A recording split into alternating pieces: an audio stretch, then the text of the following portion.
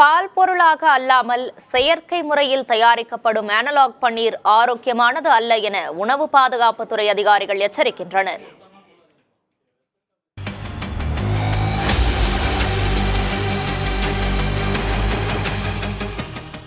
உணவகங்களில் ஆசையாக வாங்கி சாப்பிடும் பன்னீர் நமது ஆரோக்கியத்திற்கு வேட்டு வைக்கும் அனலாக் பன்னீராகவும் இருக்கலாம்.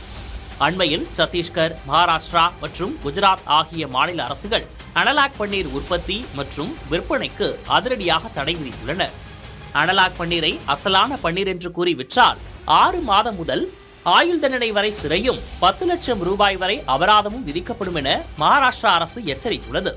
பொதுவாக பாரம்பரிய பன்னீர் என்பது பாலை திரித்து தயாரிக்கப்படும் பால் பொருளாகும்.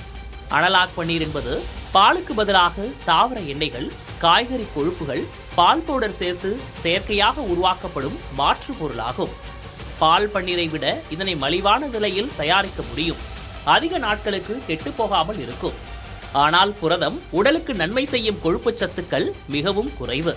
உண்பவர்கள் எச்சரிக்கையாக இருக்க உணவகங்கள் தங்கள் மெனு கார்டில் அனலாக் பன்னீர் பயன்படுத்துவதை கட்டாயம் குறிப்பிட வேண்டும் என மத்திய உணவு பாதுகாப்புத்துறை உத்தரவிட்டுள்ளது. அயோடின் டெஸ்ட் மூலம் அசல் பன்னீர் தானா என்பதை கண்டறியலாம்.